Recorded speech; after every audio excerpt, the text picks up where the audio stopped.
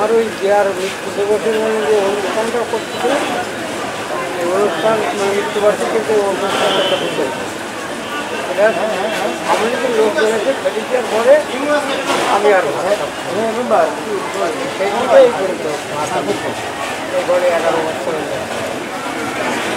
করেছি আমার দল ক্ষমতায় না আসা পর্যন্ত আমি। তার বুকের এক্সরেতে একটি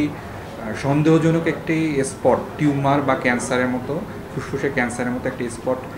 পাওয়া গেছে। তো এটা ফুসফুসের ক্যান্সার কিনা এটা শতভাগ নিশ্চিত করার জন্য ওখান থেকে মাংস নিয়ে মাংস পরীক্ষা করতে হবে। তো আমার দুর্ভাগ্যজনকভাবে আমাদের ফরিদপুরে এই মাংস পরীক্ষাটা হয় না। সেক্ষেত্রে ওনার ক্ষেত্রে ভালো হবে যদি উনি ঢাকায় বক্ষব্যাধি হাসপাতাল বা বাংলাদেশ মেডিকেল ইউনিভার্সিটিতে গিয়ে ওখানে গিয়ে মাংস পরীক্ষাটা করেন, এবং তাহলে শতভাগ নিশ্চিত হওয়া যাবে যে এই স্পটটাকে কী ধরনের টিউমার বা ফুসফুসের ক্যান্সার না অন্য কিছু। তো এবং ফুসফুসে আমরা ওনাকে আপাতত নিউমোনিয়ার মতো চিকিৎসা দিয়েছি, উনি আপাতত ভালো আছে। গত 28 তারিখে যখন নিজামুদ্দিন 75 বছর বয়স আপনারা জানেন, যেখানে সে গুরুতর অসুস্থ হয়ে ফরিদপুর মেডিকেল কলেজে ভর্তি হয়, এবং অনেক রাতে যখন এই সংবাদটি মিডিয়ার আপনাদের মাধ্যমেই যখন আমাদের দলের ভারপ্রাপ্ত চেয়ারম্যান জনাব তারেক রহমানের দৃষ্টিগোচর হয়, তিনি ওই রাত্রেই তখন আমাদেরকে যখন ইনফর্ম করেন, আমরা ওই রাতেই আমি ধন্যবাদ জানাই যে এই ফরিদপুর মেডিকেল কলেজের চিকিৎসকবৃন্দকে, যারা ওই রাতেই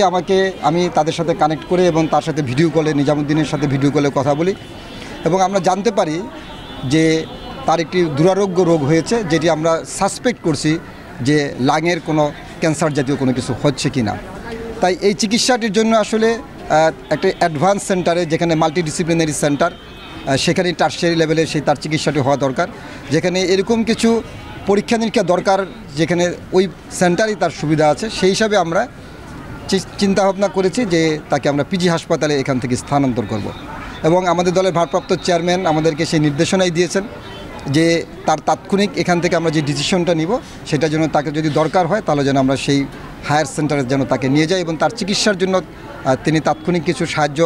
এখানে দিয়েছেন, এবং ভবিষ্যতে তার যে চিকিৎসার দরকার হবে সেই ব্যাপারেও তিনি সহযোগিতা করবেন।